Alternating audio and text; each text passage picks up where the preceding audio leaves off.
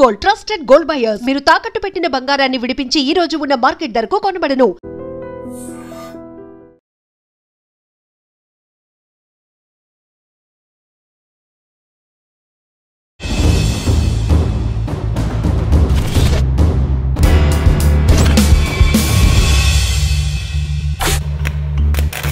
Welcome to crime confessions. గతంలో గ్రామాల్లో ఉన్న పరిస్థితి ప్రభావం మీరు ఆ ప్రాంతంలో పనిచేస్తున్నప్పుడు మీరు చేసిన ఆపరేషన్ చెప్పండి. 15 నేను పోలీసు మీద చేసిన దాడులు ఉన్నాయి. దాంట్లో నా మీద జరిగిన దాడిలే 21 దాకా ఉంది. మీరు 21 దాడులు తప్పించుకున్నారా? తప్పించుకున్నా. నేను పోలీసు వాళ్ళ మీద చేసిన సక్సెస్ దాడులు అంటే ఫస్ట్ ఇది ఐరి ప్రాంతంలో వస్తుంది, కోరేపల్లి అని. 4-5 చనిపోయిండు ఈ మా C60 జవాన్లు. దాని తర్వాత మర్కేగాం, అక్కడ 15 మంది. దాని తర్వాత హత్తిగోట, పీజీలో అంటే మదన్వాడ SP గారు అప్పుడు పోయిండు అయ్యో మా దాడిలో. ఏం పేరు? వినోద్ చౌబే. అప్పుడు 29 మంది చనిపోయారు. ఈ దాడిలో మాది మేర. పోలీసులు చనిపోయారు. వాళ్ళు మళ్ళీ మనుషులే కదా, బాధ మనుషులు. అక్కడ కొట్లాడేటప్పుడేమో బాధ అనిపించేది కాదు, కానీ వాళ్ళ తల్లిదండ్రులు చేసి ఆ పార్టీకి అంటే లక్ష్యం రీత్యా పోలీసులు టార్గెట్ కాదు, తుపాకీ పట్టుకొని ముందుకు వస్తున్నారు కాబట్టి వాళ్ళని కొట్టాలి. అంటే తుపాకీ పట్టుకోకుండా మనం పోరాటం చేయలేమంటారా? అంటే మాకు నేర్పింది అదే ముందు నుంచి, తుపాకీ లేకుండా రాజ్యం రాదు. ఇది ఒక కొట్లాడుకుంటూనే మేము పోయిన 15 దాకా. కానీ సాధారణంగా మావోయిస్ట్ పార్టీ దాడులు చేయాలంటే తెల్లవారుజామున రాత్రిలో చేస్తారు. ఎందుకు? పట్ట పగలంటే పొద్దున 7, 8, 9, 10 ఈ అంటే ఎందుకంటే రాత్రి మన పని నడుస్తుంది. అంటే IED పెట్టడం అన్నా మేమన్నీ తయారీలు చేసి పెట్టి పొద్దున కవర్లో ఉండేటోళ్ళం. అంటే పార్టీ అనగానే తుపాకీ పట్టుకు యుద్ధం చేయడమేనా, లేదా ప్రజల్లో మార్పు తెరవాలి, ప్రజలకు ఏం సమస్య ఉంది ఆ సమస్యకు అనుకూలంగా పార్టీ విధానం మార్చుకుందామని ఉందా? ఒక తుపాకీతోనే రాజ్యం వస్తుంది అనేది ఒకటి, సేన లేకుంటే పార్టీ కూడా లేదు అనేది చెప్పేటోళ్ళు. మేము అదే అర్థం చేసుకున్నాం. ఇంకొకటేమో పార్టీ అని సేన, ఈ రెండింటిని నడిపేది ఏది? పార్టీ. కానీ మన పార్టీలో ఏం ఎక్కువైంది? మిలిటరీ ఎక్కువైంది. కొట్లాడ అంటే శత్రువులతోనూ కొట్లాడటమే, ఇదే ఎక్కువైంది. పార్టీని బలోపేతం చేసేది, మజబూత్ చేసేది ఏదైతే ఉన్నదో అది తక్కువైంది. 20 సంవత్సరాల పార్టీలో ఉన్న మీరు గిరిధర్ ఆపరేషన్ కగార్కి భయపడి వచ్చారా, లేదు ఇక్కడ పార్టీలో విధానాలు ఇప్పుడు జరుగుతున్న సమాజంలో మార్పులకు అనుగుణంగా లేవని వచ్చారా? ఆపరేషన్ కగార్ ఒకటి, కానీ రెండోది ఏమిటిదంటే ఇప్పుడు పార్టీ దీనికి ముందు నడవదు. మేము ప్రాణాలు ఇవ్వడానికి ఎన్ని సంవత్సరం చేసినా ఎప్పుడు పోయేది ప్రాణం. ఇవాళ ప్రాణాలు ఇచ్చేదానికి ఏమున్నది? కానీ ముందుకు పోయి మా ప్రాణాలు అర్పించిన ప్రాణాలు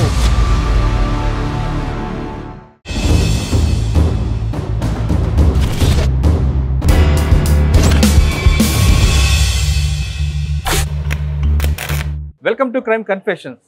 గతంలో గ్రామాల్లో ఉన్న పరిస్థితి ప్రభావం లేదా భావజాలానికి ఆకర్షణలయో లేదా తుపాకీ పట్టుకోవాలన్న కోరిక కోసం కొంతమంది అడవిబాలు పట్టారు. అడవిలోకి వెళ్ళిన తర్వాత వాళ్ళు ఏ కాలంతో సంబంధం లేకుండా ఆదివాసీల అభివృద్ధి కోసం కృషి చేశారు. ఒకవైపు పాములు, ఒకవైపు పోలీసుల మధ్య ఈ నిర్బంధం మధ్యన వాళ్ళు ఆదివాసీల్లో అభివృద్ధి చేయాలి, బడుగు బలహీన వర్గాల్లో చైతన్యం తేవాలి, ఆదివాసీలతో వాళ్ళకి రాజకీయ చైతన్యం కల్పించాలనే ఉద్దేశంతో వాళ్ళందరూ అడవిలోకి వెళ్ళారు. వాళ్ళు చేసిన త్యాగాల ఫలితమే ప్రభుత్వాలు కూడా కిందకు వచ్చి పేద ప్రజలకి అభివృద్ధి ఫలాలు అందిస్తుంది. అలాంటి వాళ్ళు కొంతకాలం పనిచేసిన తర్వాత అనారోగ్య సమస్యలు అవ్వచ్చు, లేదా సమాజం మార్పులు అవ్వచ్చు, లేదా పార్టీలో విభేదాలు కావచ్చు, ఈ కారణాల చేత ప్రజల్లో నుంచి బయటకు వస్తున్నారు. అలాంటి వారిని పరిచయం చేసే ఈ కార్యక్రమంలో ఈ వారం మన గెస్ట్ గిరిధర్. ఆయన దండకార్యంలో స్టేట్ కమిటీ మెంబర్గా ఉన్నారు. ఆయన అంటే దాదాపు 20 సంవత్సరాల వరకు పార్టీలోనే పనిచేశారు. ఎందుకు పార్టీలోకి వెళ్ళారు, పార్టీలోకి వెళ్ళిన తర్వాత ఆయన చేసిన కార్యక్రమాలు ఏంటి, ప్రస్తుతం ఎందుకు పార్టీ నుంచి బయటకు వచ్చారు, పార్టీకి ప్రజలకి మధ్య దూరం పెరగడానికి ప్రధాన కారణం ఏంటో అన్నట్టు తెలుసుకుందాం. అన్న నమస్తే. నమస్తే. గిరిధర్ గారు ప్రస్తుతం దండకార్యం నుంచి బయటకు వచ్చి మనం గచ్చిరోలిలో ఇక్కడ సీఎం గారి ముందు సరెండర్ అయిన 2024లో ఆయన సరెండర్ అయ్యారు. ఎందుకు వెళ్ళారు, ఎందుకు వచ్చారనే విషయాన్ని అన్నట్టు తెలుసు. అన్న నమస్తే, చెప్పండి. మీరు పార్టీలోకి వెళ్ళారు, ఎంతకాలం పార్టీలో పనిచేశారు, పార్టీలో మీరు చేసిన కార్యక్రమాలు ఏంటి, ఎందుకు బయటకు వచ్చారు? ఈ ప్రశ్నకు సమాధానం చెప్పే ముందు గిరిధర్ యొక్క గ్రామం, గిరిధర్ గారి నాన్న అమ్మ పార్టీ వైపు ఎందుకు వెళ్ళాల్సి వచ్చింది చెప్పండి. నేను చిన్నగున్నప్పుడు మా ఊరికి దళం వస్తుండే. నేను 15 సంవత్సరాల్లో పోయినా. నేను ఏ ఊరన్నా మంది? కుండుం. కుండు ఏటపాక, ఏటపల్లి మండలం వస్తుంది. ఏటపల్లి మండలం. అమ్మ నాన్న ఏం చేస్తుంటారు? నాన్న లేడు. నేను పార్టీలకు పోయినాక ఆయన అనారోగ్యంతో చనిపోయింది. అంటే గ్రామాల్లోకి అప్పుడు దళం వచ్చేదా? దళం వచ్చేది. ఎవరు వచ్చారు అప్పుడు? జోగన్న. మా ఏటాపల్లి దళం అని జోగన్న కమాండర్ ఉండే. జోగన్న వచ్చి మమ్మల్ని పిలుచుకొని మాట్లాడేటోడు. అంటే ఇక్కడ పరిస్థితి ఎట్లా ఉన్నది మాకు 2-3 విషయాలు చెప్పేటోడు జోగన్న. అంటే ఇక్కడ ఏంటిది, ఇక్కడ ఫారెస్ట్ వాళ్ళది ఎక్కువ దబా ఉండేది. అంటే ఫారెస్ట్ వాళ్ళు వచ్చి పీవార్లు చేసేటోళ్ళు, ముందు కొట్టేటోళ్ళు అని వసూలు చేసేటోళ్ళు, అదొకటి ఉండే. ఇంకొకటి అప్పుడు గవర్నమెంట్ ఆకుల తునకాకుల కోత ఉందే కదా, అది గవర్నమెంట్ పట్టేది. అప్పుడు కమ్మి పైసలు ఇచ్చేది మాకు. సో దాంతో ఈ తునకాకుల రేటు పెంచిండ్రు వీళ్ళు. ఇది కూడా లూటి అని సావుకారులు ఉండే చూడు, వీళ్ళది కూడా దోపిడీ ఇక్కడ నడుస్తుండే. ఇవి 2-3 విషయాలు చెప్పిండు. దీనికి కారణం ఇప్పుడు అర్థమవుతుంది. దీనికి కారణం అంటే ప్రభుత్వం అని వ్యవస్థ. కానీ మాకప్పుడు కారణం చెప్పేటోడు ఈ భారతదేశంలో ఈ అన్నిటికీ దోపిడీకి కారణం వ్యవస్థనే అని చెప్పేటోళ్ళు. కానీ అప్పుడు మాకు అర్థం కాలేదు. ఇప్పుడు అర్థమవుతుంది ఆ వ్యవస్థ ఇదొక దోపిడీకి కారణం, దీని వ్యవస్థని కూలగొట్టాలి అనేది ఇప్పుడు అర్థమవుతుంది. అప్పుడు చిన్నటోళ్ళు. ఇంకొక ఆయన సునీల్ అని ఉండి, ఆయన ఇక్కడే సరెండర్ అయ్యాడు. ఆయన మాకు మొత్తం తయారు చేసిండు, మనం పార్టీలోకి పోవాలి, ఇది మంచిది అని. సో అప్పుడు నేను ఆలోచించిన పోవాలని. కానీ ఆయనను 1 సంవత్సరం తర్వాత రిక్రూట్ చేసిండు, నాకు ముందు తీసుకుపోయాడు. ఎందుకు అంటే ఆయన కొంచెం ఊర్లో పెద్ద మనుషులతో మంచిగా మాట్లాడేటోడు, ఆ ఊరిని తయారు చేసేటోడు. అందుకే ఆయనను అక్కడ పెట్టిండు. అంటే 1 సంవత్సరం తర్వాత ఆయనను తీసుకున్నారు. నాకేమో చిన్నగా ఉన్నాడు పిల్లగాడు. వస్తే అప్పుడు బాగా నడవడం ఇది ఏది ఉండే ఇక్కడ కూడా తిప్పలు. కానీ నేను పోయినా అంటే ఉత్సాహంతో. నాకు అదేం నడిచేది రాత్రి పగలు నడిచేది కూడా నాకు పెద్ద తిప్పలాగా కాలేదు. అట్లా నేను పార్టీకి పోయినా. మీకు ఎవరు బాధ్యులు అప్పుడు? మాకు బాధ్యులు ఆయనే, జోగన్ననే కమాండర్గా. ఆయనే బాధ్యులు కూడా ఆయనే ఉండే. పోయిన తర్వాత 1.5 సంవత్సరాలు నేను దళంలో పనిచేసిన, ఏటపల్లి దళంలో. తర్వాత నేను ఇప్పుడు సరెండర్ అయిన మన సోను దాదా గాడుగానే నేను పోయినా. సంవత్సరంన్నర పనిచేస్తారు కదా దళంలో. మీకు ఇచ్చిన బాధ్యతలు ఏంటి? అంటే ఏ కార్యక్రమం చెప్పడం? ఆదివాసులకి కావాల్సిన కార్యక్రమాలు చేపట్టడమా, లేదు మీరు అన్నట్లు తునికాకు సంబంధించిన సమస్య పరిష్కరించడం కానీ, లేదు సాగుకారుల రేట్ల దళార వ్యవస్థను తగ్గించడం, ఏ కార్యక్రమం మీకు ఇచ్చారు? మాకప్పుడు మేము నేర్చుకునేదే. అంటే ఊరిలో ముందు మీటింగ్ పెట్టేటోడు, కానీ అప్పుడు కమాండర్ ఒక్కడే మాట్లాడేది, అన్నీ చేసేది. మిగతా వాళ్ళు కూడా మీటింగ్ చెప్పేటోళ్ళు, కానీ సీనియర్ ఎవరైతే పిఎంలు పార్టీ సభ్యుడు ఉంటారో వాళ్ళు చెప్పేటోళ్ళు. కానీ మేము కొత్త వాళ్ళం. అప్పుడు 1.5 సంవత్సరం అయింది అంతే. అందుకే మేము ప్రజల ముందు అట్లా సపరేట్గా ఒక్కరితోని 2 పిల్లగాళ్ళతో మాట్లాడేటోళ్ళం. వాళ్ళకు కూడా ఇదే మాట చెప్పేటోళ్ళం. అంటే ఇది దోపిడీ, సావుకారు వాళ్ళది, ఈ ఫారెస్ట్ వాళ్ళది, ఇది కూలగొట్టాలంటే మనం కూడా బందూకు పట్టాలి, తుపాకీ పట్టాలి, సర్కారుతోని పోలీసుతో కొట్లాడాలి, ఇది మాట చెప్పేటోళ్ళం అంతే. మీరు ఎప్పుడు పట్టుకున్నారు తుపాకీ? నేను పోయినప్పుడే తుపాకీ నాకు దొరికింది. నేర్పారా? అంటే నేను ఒక 2006 అప్పుడు నేను అంటే అంటే మిలిటరీ క్యాంప్లో పాల్గొన్నా. కానీ అప్పటిదాకా నేను రోజువారీ ఏదైతే దైనందిన కార్యక్రమం ఉంటుందో దాంట్లోనే నేను నేర్పించిండు మాకు మొత్తం. మిలిటరీలో ఎంతకాలం పనిచేశారు? నేను మిలిటరీలో అంటే సోను దగ్గర నేను 4 సంవత్సరాలు పనిచేసిన బడిగాడ్గా. తర్వాత నేను 2002లో బామ్రగఢ్కి వచ్చిన. అక్కడ నేను బామ్రగఢ్ దళం కమాండర్గా ఉండే. 2003 నుంచి నేను కమాండర్ ఉంటే 2007 దాకా నేను కమాండర్ ఉన్నా.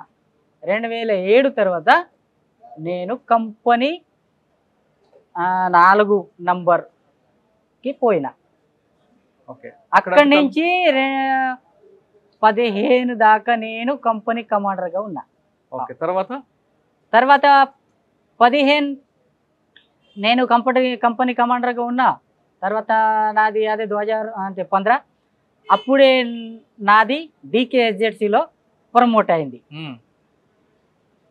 ప్రమోట్ అయినాక అంటే అప్పటిదాకా నేను ఇది 2009, 10, 11 దాకా ఇక్కడ గడిచిరులు ఎన్ని అయితే ఇక్కడ కార్వాయి అంటే పెద్ద పెద్ద దాడులు జరిగినాయో ఆ దాడులలో నేను పాల్గొన్నా.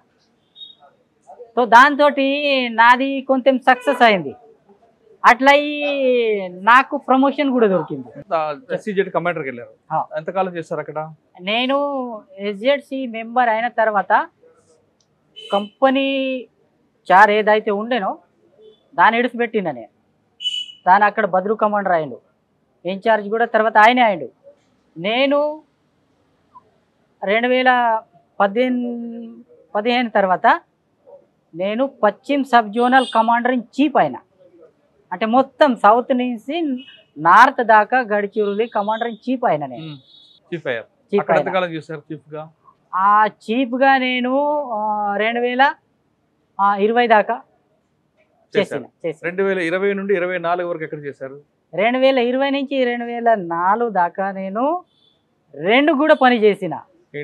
పశ్చిమ sub zonal commander in chief అని సౌత్ గడ్చిరోలి డివిజన్ సచివ్ కూడా పనిచేసిన 2. అంటే ఇది కసనూరు బోరియా ఘటన అయింది కదా. దాని తర్వాత సీను అని సచివ్ ఉండే సౌత్ గడ్చిరోలికి, ఆయన అక్కడ చనిపోయిండు కసనూరు బోరియాలో. తర్వాత ఎవరు ఇక్కడ లేరు లీడర్, ఆ బాధ్యత తీసుకునేటోళ్ళు. 2 బాధ్యతలు నాకు వచ్చినాయి అప్పుడు, మిలిటరీ అని ఆర్గనైజేషన్. బోరియా ఘటన చెప్పండి, ఏం జరిగిందో? బోరియా ఘటన ఒకటి అంటే అక్కడ 40 మంది మా సభ్యులు చనిపోయింది. దాంట్లో DVC నుంచి కింద దాకా ఉండే. అదొకటి అంటే పోలీస్ గెరావ్ హమ్లా, చుట్టుముట్టి చేసిన దాడి. దాంట్లో చనిపోయిన వాళ్ళు 8 మంది అయితే ఆ ఊరు నుంచి వచ్చిన మిలిషియా వాళ్ళు, మిగతా అన్ని పార్టీ వాళ్ళు. ఒకసారి మనం వెనక్కి వెళ్దాం. బోరియా ఘటన కన్నా ముందు మీరు తుపాకీ పట్టుకున్న తర్వాత మిలిటరీ ఆపరేషన్ స్టార్ట్ చేసిన దగ్గర నుండి ఒక్కొక్క దశ నుంచి మారుకుంటూ పార్టీ మీకు ప్రమోట్ చేసుకుని వచ్చిన తర్వాత బస్తర్ కమిటీకి నార్త్ అన్ని అంటే సౌత్ నార్త్ అన్నిటికీ మీరే అయ్యారు. మీరు చేసిన అభివృద్ధి కార్యక్రమాలు ఒకసారి చెప్పండి. ఇక్కడ పరిస్థితి మేము అభివృద్ధి అంటే గడ్చిరోలిలో కసనూరు బోరియా ఘటన అయిన తర్వాత మేము తీసుకున్న ప్రోగ్రాం ఏంటిదంటే ఈ గడ్చిరోలిలో మా పార్టీని ఎట్లా నిలబడ్డాలి అంటే కొత్త రిక్రూట్ని ఎలా తెవ్వాలి, జనంతోని కనెక్ట్ ఎట్లా కావాలి, వాళ్ళ సమర్థం ఎట్లా పెంచాలి, దేని మీద బాగా మేము ఫోకస్ చేసినాం. కానీ మాకు క్రమంగా మొత్తం దెబ్బతినుడే అయింది గడ్చిరోలిలో. ఎందుకు ప్రజలు మీకు దూరం అయ్యారు అంటే ప్రజలు ఈ పోలీస్ డిపార్ట్మెంట్ ఏదైతే ఉన్నదో ఈ కసనూరు బోరియా తర్వాత ఇంకా అంటే హెవీ అయింది. అంటే ఊళ్ళల్లో పోవుడు, సంక్షేమ కార్యక్రమాలు తీసుకొచ్చుడు, ప్రజలకు పంపిణీ చేసుడు, ఇంకా ఇటువంటి వచ్చిన తర్వాత జనాలు కూడా ఏమైందంటే ఇది ఒక దిక్కు అయితేనేమో పార్టీ నష్టమవుతుంది, పార్టీ దెబ్బతింటుంది. ఒక దికేమో పోలీసులు ఎక్కువ హెవీ అవుతున్నారు పార్టీ మీద, ఒక దికేమో రిక్రూట్ రావడం లేదు. అట్లా ఉండేటోళ్ళే ఉన్నారు కానీ దాంట్లో ఏం డెవలప్ అనేది లేదు. అదే ఎందుకు అంటున్నా అంటే దీంట్లో మనం జనాలు పార్టీ పోతే జనాలు పార్టీని కాపాడడానికి బాగా ప్రయత్నం చేసేటోళ్ళు, కానీ ఊళ్ళలో నేటి కాలంలో ఊళ్ళలో ఏమైందంటే అన్ని ఊళ్ళలో మొబైల్ వచ్చేసింది. దాంతో నెట్వర్క్ పెరిగింది. ఎవరి సమాచారం ఇటు ఇస్తారో మా ముందు ఉన్నోళ్ళ పిలిచేటోళ్ళ మా కలిసేటోళ్ళ అది కూడా తెలియనట్టు అయింది. అట్లా ఎన్కౌంటర్లు బాగా అయినాయి ఇక్కడ. అంటే మొబైల్ రావడం వల్ల తగ్గిపోయింది అనుకోవచ్చా, లేదా ప్రభుత్వ పథకాలు గ్రామాలకు రావడం, రోడ్లు వేయడం, సెల్ ఫోన్లు రావడం, టీవీలు రావడం, కరెంట్ రావడం, హాస్పిటల్ రావడం, ఇవన్నీ ఆ డెవలప్మెంట్ రావబట్టి ప్రజలు ఏమైనా దూరం అయ్యారు అనుకోవచ్చా? అంటే అది కూడా అన్ని డిపార్ట్మెంట్లు పోలీసు డిపార్ట్మెంట్ నుంచి ఒక్క సివిక్ యాక్షన్ లేకుంటే దాదాలూర కిడికి అని ఇక్కడ ఉన్నది, అది ఒక్క ఏర్పాటు చేస్తే దాని కింద కృషి విభాగాలు డెవలప్మెంట్ వాళ్ళు ఈ మొత్తం ప్రాజెక్ట్ వాళ్ళు మొత్తం వచ్చేటోళ్ళు అందరు తమ తమ గురించి కార్యక్రమంలో మాట్లాడేటోళ్ళు, ఆహ్వానం చేసేటోళ్ళు, ఇచ్చేటోళ్ళు. ఇట్లా ఈ మన పార్టీకి జనత కూడా కొంచెం దూరం అయిండు జనాలు. అంటే పార్టీనేమో వీటిని అంటే జవాబు ఇచ్చి అది కాదు, ఇది అసలుది, ఇది చేయాలి, ఇది మేము చేపిస్తాం అనేది ఇన్ని సంవత్సరాలు అయింది కానీ మేము సక్సెస్ కాలేదు మా పార్టీ. ఇది ఒకటి పార్టీ ఫెయిల్యూర్. కానీ అప్పట్లో ఒక ఎస్పీ ఉండేవారు కుమార్ గారు అని, ఆయన ఆపరేషన్ ప్రస్తావన కార్యక్రమం పెట్టడం, ప్రజలకి దగ్గర అవ్వడం, హాస్పిటల్ కట్టించడం, రోడ్లు వేయించడం, అక్కడ ఉన్న ఆదివాసుల్లో నిరుద్యోగులు వాళ్ళందరికీ సిటీకి తీసుకురావడం, వాళ్ళు వాలీబాల్ ఆడి ఇటువంటి కార్యక్రమాలు పట్టిన బట్టి కూడా కొంత నష్టం జరిగింది అనుకోవచ్చు. దాంట్లోనే ఎక్కువ మంది అంటే పోలీస్ విభాగంతో అంటే వీళ్ళతోని ఇన్ఫార్మర్గా మారి అంటే సమాచారం ఇచ్చేటోళ్ళు ఇన్ఫార్మర్గా మారి తెలియదు పార్టీకి, ఊళ్ళలో ఎందరు ఉన్నారో తెలియదు. అట్లా నష్టపోయింది పార్టీ. ఈ నష్టం చూసి ఎవరైనా దగ్గరికి రావాలంటే కూడా కొంచెం ఆలోచిస్తారు కదా, పార్టీలోకి రిక్రూట్ కావాలంటే కూడా కొంచెం ఆలోచిస్తారు కదా, వెనక ముందు అవుతారు, మీరే సచ్చుతున్నారు అని ఈ అన్నీ జరుగుతుండగా ఏమైంది, ఒకటి వాపస్ వచ్చుడు అంటే సరెండర్లు కూడా అంతే నడిచినాయి, మీరే వాపస్ పోతున్నారు, మేము ఎందుకు రావడం, ఇది కూడా ఒక ప్రశ్న వచ్చింది ఇక్కడ ప్రజల్లోనా. ఓకే, మనం ఒకసారి వెనక్కి వెళ్దాం. మీరు సోను అలియాస్ వేణుగోపాల్ గారికి బాడీ గార్డ్గా ఉన్నారు. ఫస్ట్ టైం ఆయన కలిసినప్పుడు ఆయనతో అనుబంధం ఎలాగుంటుంది, ఆయనతో సాన్నిధ్యం ఎలాగుంటుంది, ఆయన ఏ విధంగా ఉండేవారు, ఆయన ఐడియాలజీ ఎలాగుంటుంది, ఒక కేవలం పోలిట్ బ్యూరో మెంబర్గానే మాట్లాడేవారా లేదా మిలిటరీ ఆపరేషన్ కూడా చెప్పేవారా? సోను దాదా ఎక్కువ అంటే మాస్ బేస్లో ఎక్కువ మాకు చెప్పేటోడు. ఆయన మిలిటరీ యాంగిల్లో ఎక్కువ అంటే అన్ని రకాలుగా చెప్పేటోడు, కానీ ఆయన ఎక్కువ అంటేనేమో మా గడిచిరోలిని గైడ్ కూడా చేసిండు. ఆయన గడిచిరోలి ఉద్యమం ఏదైతే ఉందో అది ముందు నుంచి ఇప్పటిదాకా ఆయన గైడ్ కూడా చేసిండు. ఆయన ఎట్లా ప్రజలకి పోవాలి, ప్రజలతో ఎట్లా ఉండాలి, మా కార్యక్రమాలు ఎట్లా తీసుకుపోవాలి, ఎట్లా అమలు పరచాలి, ఇది ఎక్కువ చెప్పేటోళ్ళు.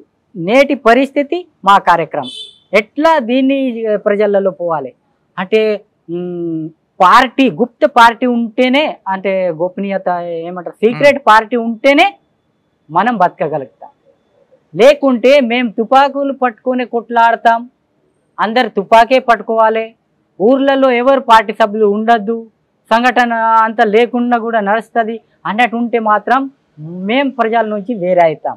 అందుకే మేము ఎక్కువ అంటే దేని మీద కేంద్రీకరణ చేయాలి, మిలిటరీ దాడులలో ఎక్కువ కేంద్రీకరణ చేయొద్దు, ఎక్కువ మనం పార్టీని బలోపేతం చేసే పని చేయాలి. ఇది 2020 తర్వాత జాదా ఎక్కువ అంటే సోను దాదా ఇక్కడ కేంద్రీకరణ ఇచ్చిండు దీని మీద. 2020కి ముందు సోను దాదాతో మీరు ఉన్నారు కదా, ఎక్కడెక్కడ తిరిగారు ఆ ప్రాంతంలో? అంటే నేను ఆయనతోనే ఉన్నది 2002 నుంచి ముందు, కానీ ఇప్పుడు వచ్చే వరకు కూడా నేను ఆయనతో ఉన్నా, వచ్చే వరకు కూడా ఆయనతోనే ఉన్నా. అంటే ఇక్కడ ఇన్ఛార్జ్గా నేను, ఆయన గడిచిరోళ్ళని చూసేటోడు కూడా ఆయనే. కాబట్టి నేను పోయేటోనా, కలిసేటోనా, వచ్చేటోనా, ఆయన మార్గదర్శనం ఇచ్చేటోడు. ఏదైనా నాకు అర్థం కాకుంటే సోను దాదా వ్యవహారం ఎట్లా అంటే కొత్త సభ్యుడు కూడా నాకు ఇది తెలియదు, అర్థమైతే లేదు, నీ చిట్టి రాసిన కూడా ఆయనకు జవాబు ఇచ్చేటోడు. ఎవరు అడిగినా ఆయనకు చెప్పేటోడు, సంజాయించి నాకు ఇది దీని జవాబు నా దగ్గర లేదు అనేటోడు కాదు. ఆయన్నే గుర్తు చేసి అరే అప్పుడు నీది ప్రశ్న ఉండే కదా రా కూర్చో అని చెప్పేటోడు. ఏగో ఇట్లా చేయాలి. ఆయన దక్షిణ బస్తర్ ఉండని, లేకుంటే నార్త్ బస్తర్ ఉండని, గడిచిరోలు ఉండని, ఆయనకు బరాబర్ ప్రశ్న అడిగితే లెటర్లోనే ఆయనకు రాసి పంపిస్తే ఆయన పంపించోడు. సోను దాదా కేవలం సభ్యులతోనే అలా ఉండేవారా లేదా ప్రజలతో కూడా అదే విధంగా ఉండేవారు? ప్రజలతోనే కూడా అదే విధంగా ఉండేది. ప్రజలు ఎలా సోను దాదా ఆదరించేవారు? ఇక్కడ ప్రజలంటే సోను దాదాకి కొందరేమో ఆయనకు ముఖాముఖిగా చూడలేదు, కానీ ముందు నుంచి తెలుసు భూపతి అనేది తెలుసు, ఈ ఐరి అని పెరిమిల్ దికైతే భూపతి అనేది తెలుసు ఇక్కడ గడిచిరోలు మొత్తం. ఇప్పుడు సోను దాదా అనేది కూడా తెలుసు అందరికి. సోను దాదా అంటే భూపతి, వివేక్ తెలియదు ఎవరికి, నాకు కూడా ఇప్పుడే వివేక్ అనేది, కానీ సోను దాదా భూపతి ఇవి రెండు అయితే పక్క. మీరు ఆ ప్రాంతంలో పనిచేస్తున్నప్పుడు మీరు చేసిన ఆపరేషన్ చెప్పండి. ఏ ప్రాంతంలో? మీ అజ్ఞాతంలో ఉన్నప్పుడు మీరు చేసిన ఆపరేషన్ కూడా ఉన్నాయి కదా పోలీసుల మీద, అవి చెప్పండి. 15 ఘటనలు, 15 నేను పోలీసు మీద చేసిన దాడులు ఉన్నాయి. దాంట్లో 5-6 అయితే సక్సెస్ ఉన్నాయి. 5-6 సక్సెస్ ఉన్నాయి. నా మీద జరిగిన దాడిలే 21 దాకా ఉన్నాయి. మీరు 21 దాడులు తప్పించుకున్నారా? తప్పించుకున్నా నేను. 5-6 సక్సెస్ దాడులు చేశారు కదా. 5-6 సక్సెస్ దాడిలో బాగా గుర్తుంది ఒకటి, మీరు తప్పించుకున్న దాడిలో ఒకటి రెండు చెప్పండి. అంటే పోలీసు వాళ్ళ మీద చేసిన సక్సెస్ దాడులు అంటే ఫస్ట్ ఇది ఐరి ప్రాంతంలో వస్తుంది కోరేపల్లి అని, అక్కడ మేము C60 మీద ఫస్ట్ చేసిన దాడి. 4-5 చనిపోయిండు ఈ మా C60 జవాన్లు. దాని తర్వాత మర్కేగాం అక్కడ 15 మంది. దాని తర్వాత హత్తిగోట అక్కడ 16 మంది. దాని తర్వాత లహరి అక్కడ 17 మంది. అదే సంవత్సరంలో మేము చేసిన సిజిలో అంటే మదన్వాడ ఎస్పీ గారు అప్పుడు పోయిండు మా దాడిలో, వినోద్ చౌబే. అప్పుడు 29 మంది చనిపోయింది. ఈ దాడిలు మాది మేము. ఇన్ని దాడులు చేశారు కదా, పోలీసులు చనిపోయారు, వాళ్ళు మళ్ళీ మనుషులే కదా, బాధ మనుషులు. అప్పుడు బాధ అనిపించేది.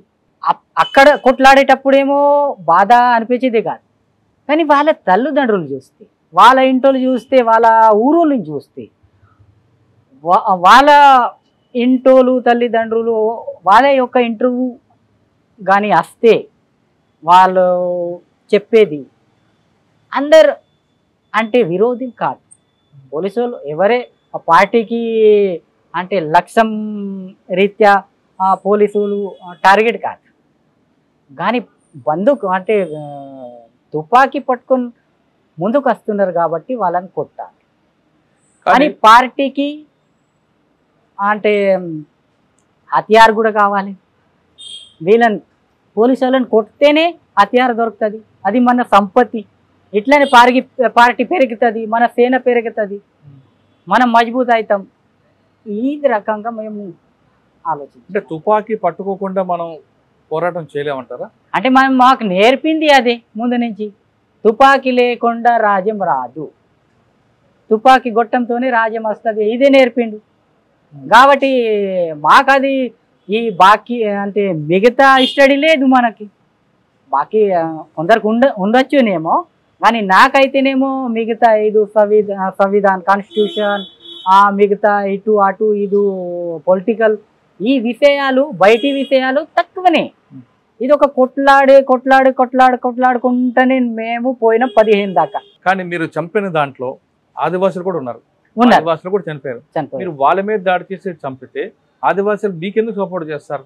అంటే జనాలు కూడా అనేటోళ్ళు, అంటే ఒక రకంగా జనాలు కూడా పోలీసులు అంటే ఏమంటారు, పార్టీ వైపు ఉన్నప్పుడు అంటే పార్టీ మంచి పరిస్థితిలో పార్టీ ఉన్నప్పుడు జనాలు కూడా ఏమంటారంటే జనాలు అది తప్పే కావచ్చు కానీ నిజంగా చెప్తున్నా నేను జనాలు కూడా ఏమంటారంటే వాళ్ళని చంపిన మంచి చేసిండ్రు అంటారు.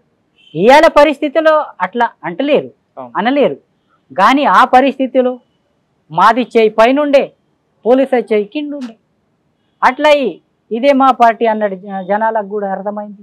మీకు ప్రజలు అడిగారు కాబట్టి మీరు చంపకుండా వెళ్ళారు. మీకు ప్రజల నుంచి భోజనం అది వచ్చేది ఆ టైంకి వచ్చింది అన్ని సపోర్టు ప్రజలు సపోర్ట్ చేసినాకనే మా దాడి సక్సెస్ అవుతుండే. తర్వాత ఎన్ని కోంబింగ్లు చేసినాక మేము తప్పించుకున్నాం. మీరు చెప్పిన ఎస్పీ గారు దాడి ఒకసారి వివరించండి. ఆయన ఎందుకు వచ్చారు, ఎలాగ వచ్చారు, మీరు ఎలాగ రెక్కి వేశారు? మేము రెక్కి అంటే రోడ్లో కూర్చున్నాం. ఆయన వస్తారని తెలుసా మీకు? తెలియదు. ఆయన వస్తారని తెలియదు, చనిపోయినా కూడా మాకు తెలియదు. న్యూస్లో మేము చూసినాం వినోద్ చోపే ఒక ఎస్పీ ఆయన కూడా ఇక్కడ చనిపోయిండని అప్పుడు మాకు అర్థమైంది. అంటే బంధపాత్ర పేల్చారా?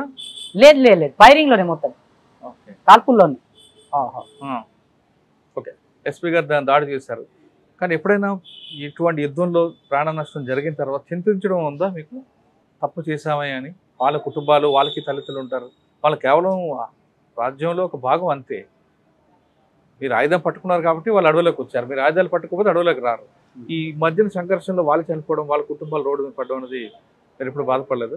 ఇప్పుడు అనిపిస్తుంది కానీ ముందు అట్లా అనిపించలేదు. ఎందుకంటే వాళ్ళు మా శత్రువు వీళ్ళని శత్రు అంటలేము కానీ తుపాకీ పట్టుకొని వస్తారు, వాళ్ళు కూడా మమ్మల్ని చంపుతారు. అందుకే మనం కూడా వాళ్ళకి చంపాలి. వీళ్ళని చంపినాకనే దారి తీస్తుంది అంటే మన వ్యవస్థని మేము పట్టుకోగలుగుతాం. ఓకే, అది కాస్త పక్కన పెడితే మీ వ్యక్తిగతంగా వెళ్దాం. చిన్నప్పుడే బయటకు వచ్చి పార్టీలకు వచ్చారు. వచ్చిన తర్వాత ఇంటి వైపు ఎప్పుడు వెళ్ళాలని అనిపించలేదు? అమ్మా నాన్న గుర్తు రాలేదా మీకు? నాకు అట్లా గుర్తొస్తుండే కానీ వెళ్ళాలని గుర్తు రాలే ఎప్పుడే. అంటే మేము ఒక ఫ్లోతోనే ఉన్నాం కదా, అప్పుడు ఇటు అటు చూస్తే మొత్తం ఈ పార్టీ విలీనమైన తర్వాత బాగా దాడులు పెరిగినాయి. ఎంసీసీఐ పీపుల్స్ వార్ విలీనమైన తర్వాత మావోయిస్ట్ పార్టీ ఏర్పడినాక చాలా దాడులు పెరిగినాయి. అదొక ఉత్సాహ లాగా అయింది. అట్లా ఈ ఇంటికి రావడం అనేది ఎప్పుడు ఆలోచన రాలేదు. కానీ సాధారణంగా మావోయిస్ట్ పార్టీ దాడులు చేయాలంటే తెల్లవారుజామున రాత్రిలో చేస్తుంది. ఎందుకు అంటే పట్టపగలు చేస్తే చాలా తక్కువ కనిపిస్తుంది. అంటే రాత్రి పట్టపగలంటే పొద్దున 7, 8, 9, 10 ఈ సమయం అంటే ఎందుకంటే రాత్రి మన పని నడుస్తుంది మొత్తం. అంటే ఐఈడి పెట్టడం అన్నా ప్లాంట్ చేసుడైనా ఎప్పుడు ఈ బూర్జువా ఫోర్సెస్ ఏమో రాత్రి తమ బ్యారక్లో ఉంటారు, వాళ్ళు కూడా చేస్తారు ఇప్పుడు కానీ ఓవరాల్ చూస్తే వాళ్ళు బ్యారక్లో ఉంటారు. రాత్రి మేము అన్ని తయారీలు చేసి పెట్టి పొద్దున కవర్లో ఉండేటోరు. వాళ్ళు పొద్దునే ఒకవేళ పెట్రోలింగ్ సర్చింగ్ ఈ గస్తీ వస్తే అప్పుడే దాడి అయ్యేది. దాడి జరిగిన తర్వాత మీరు రిట్రీట్ అయిపోతారు. అయిన తర్వాత కలుసుకున్నప్పుడు దాని మీద చర్చ జరుగుతుందా? జరుగుతుంది. అంటే దాంట్లో నష్టం జరిగినా లాభం జరిగినా? నష్టం జరిగినా లాభం జరిగినా చర్చ జరుగుతుంది. రివ్యూ చేస్తాం. అంటే తప్పెక్కడైంది, మేము ఎందుకు పూర్తిగా సక్సెస్ కాలేదు, సక్సెస్ అయినాం కానీ అది కూడా అంటే సఫలమా విఫలమా దాంట్లో గుణపాఠాలు తీసుకోవడం ఉంటుంది దాంట్లో. ఒకవేళ విఫలమైంది అనుకోండి, ఏం చేస్తారు అప్పుడు? విఫలమైతే అంటే ఈ దాడిలో ఎట్లా విఫలమైన మేము? ఈ దాడిలో విఫలం ఎక్కడైనా కమాండర్ దగ్గర పేలూరు ఉన్నదా? అంటే మొత్తం అదొక మిలిటరీ పరంగా కోఆర్డినేషన్ చేసేది, మేనవరింగ్ చేసేటప్పుడు కమాండర్ ఫెయిల్ అయిందా ఆదేశాలు ఇచ్చేటప్పుడు? లేకుంటే ఆదేశాలు సరిగా నచ్చినాయి కానీ అదొకటి అసాల్ట్ టీం లేకుంటే రేర్ టీం లేకుంటే ప్లాంక్ అటాక్ టీం దాని లోపం ఉన్నదా? ఇది మొత్తం చర్చిస్తాం. చర్చించి ఇగో ఇది ఫాల్ట్ ఉన్నది, అందుకే మీరు ఇది చేయలేదు అందుబడి ఇది విఫలమైంది. ఎగో ఈ టీం చొరవ చేసి అడ్వాన్స్ అయింది కాబట్టి ఇది సక్సెస్. ఇలా ఉండాలి రేపు. ఇది గుణపాఠం. ఇది ఫెయిల్ అయింది, ఇది గుణపాఠం తీసుకొని రేపు వచ్చే ఇంకొక దాడిలో మనం ఇది చేయొద్దు. అంటే పార్టీ అనగానే తుపాకీ పట్టుకు యుద్ధం చేయడమేనా, లేదా ప్రజల్లో మార్పు తెరవాలి, ప్రజలకు ఏం సమస్య ఉంది ఆ సమస్యకు అనుకూలంగా పార్టీ విధానం మార్చుకుందామని ఉందా? ఇదొకటి విధానం అంటేనేమో ఒక తుపాకీతోనే రాజ్యం వస్తుంది అనేది ఒకటి, కానీ తుపాకీ అంటే సేన లేకుంటే పార్టీ కూడా లేదు అనేది చెప్పేటోళ్ళు. మేము అదే అర్థం చేసుకున్నాం. అంటే 2, 3 ఉన్నాయి కదా. ఒకటేమో ఈ సంయుక్త మోర్చా అంటారు, ఇంకొకటేమో పార్టీ అని సేన. ఈ రెండింటిని నడిపేది ఏది? పార్టీ. కానీ మన పార్టీలో ఏం ఎక్కువైంది? మన పార్టీలో ఎక్కువ ఏదైంది? మిలిటరీ ఎక్కువైంది. కొట్లాడ అంటే శత్రువులతోనూ కొట్లాడటమే, ఇదే ఎక్కువైంది.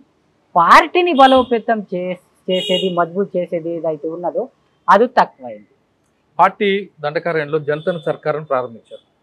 అవును, అది తొలినాల్లో ఒక పద్ధతిగా నడిచింది. క్రమేపీ దాంట్లో విభేదాలు రావడం, ఒకటే లైన్ ఎంచుకోవడం, మీరు ఆధార్ కార్డు తీసుకోవద్దని కొంతమందికి ఆదివాసులు చెప్పడం, దాంతోపాటు మీ దగ్గర చదువుకునే వాళ్ళకి 5వ క్లాస్ వరకు చదువుకుంటే సిటీలోకి వస్తే వాళ్ళకి ప్రభుత్వం తిరస్కరించడం, ఇవన్నీ చూసాక ఏమనిపించింది? అది అంటే మాకొక వ్యవస్థ లేదు, ఎక్కడ వ్యవస్థ ఏర్పడలేదు. కానీ అదొకటి ఏమో మజబూత్గా ఉన్న వ్యవస్థ. అది మాకు వ్యవస్థ లేదు. వ్యవస్థ లేదు కానీ మా ఆలోచనలు, పార్టీ ఆలోచనలు ఎట్లా ఉండేనంటే, మేము మొత్తం ఇది బస్తర్ కానీ గడిచెలులు కానీ దండకారణ్యం అంతా మేమే నడిపిస్తున్నాం, ఇక్కడ మా ప్రభుత్వమే నడుస్తుంది అన్నట్టు గైడెన్స్ ఇచ్చేది. అట్లా గైడెన్స్ ఇచ్చారు, కరెక్ట్గా నడిచింది, మీదే నడిచిందా? నడవలేదు. ఇక్కడ నడుస్తుంది. ఇక్కడ ఒక్క పంచాయతీలో, ఒక్క జనతా సర్కారులో ఒక స్కూల్ పెడితే 5 వరకు చదివిండ్రు అనుకో, 5, 6 వరకు కూడా చదివించినాం. కానీ ఆయనకు సర్టిఫికెట్ ఇచ్చేటోళ్ళు ఎవరు? ఆయన బయట పోతే ఆయనకి మళ్ళీ ఫస్ట్ నుంచి స్టార్ట్ చేయాలి. ఈ స్కూల్కి ఎక్కడనే పర్మిషన్ లేదు కదా, దీనికి అంటే దీనికి జగనే లేదు. ఇది కూడా సమస్యనే. నేటి పరిస్థితిలో ఆధార్ కార్డు లేకుండా నువ్వు ఎక్కడ తిరగలేవు. ఈ పరిస్థితిలో పార్టీ ఆధార్ కార్డు చేయొద్దంటే ఊరోళ్ళు పోతారు, అరెస్ట్ అవుతారు. నీ ఆధార్ కార్డు లేదు కదా, నీ మిలిష పని చేస్తున్నావా, పార్టీ పని చేస్తున్నావా, అరెస్టులు అవుతారు. ఇట్లా ఎన్నో విషయాలు ఉన్నాయి ఇట్లా పార్టీలో. ఇంకోటి చెప్పండి. మొబైల్ కూడా తెవద్దు, కొనుక్కోవద్దు ఊరోళ్ళు, మా పంచాయతీ వాళ్ళు. ఇది గట్టి పంచాయతీ, గట్టిగా పంచాయతీ ఉన్నది, మాది నడుస్తుంది ఇక్కడ సర్కారా. అందుకే మొబైల్ వస్తే సమాచారం ఇస్తారు పోలీసు వాళ్ళకు, ఏమని మేము పట్టుకోలేము, అందుకే మొబైలే తేవద్దు. ఇట్లా కూడా నడిచింది. కానీ ఎవరిని ఆపుతాం? మీరు ఉండబట్టి వైద్యం కూడా, వైద్య సదుపాయాలు లేక చాలా మంది ఆదివాసులు ఇబ్బంది పడ్డారు, వాస్తవం కాదా? వైద్యం అంటే నేను పార్టీ ఎప్పుడు ఆపలేదు.